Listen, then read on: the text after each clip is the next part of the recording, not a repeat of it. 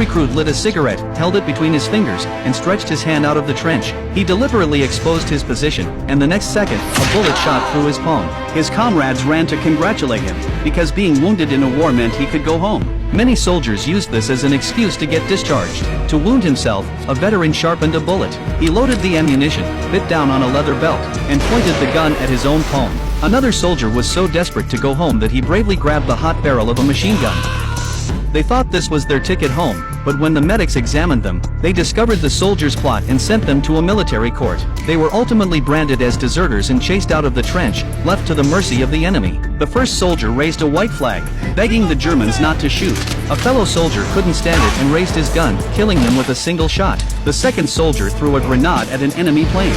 Although he managed to blow up the tail, he was immediately shot and killed by the enemy. The third soldier sang La Marseillaise and opened his arms to welcome death. The next second, he was killed by the enemy. Meanwhile, Monik had just left the trench when he was spotted by a German fighter jet and shot in the abdomen. Fortunately, Monik was discovered by a veteran. The veteran carried Monik on his shoulder and took him to a field hospital. Suddenly, gunfire rang out outside. The Germans had bombed the hospital. The veteran saw a cannonball lodged in the hospital's roof.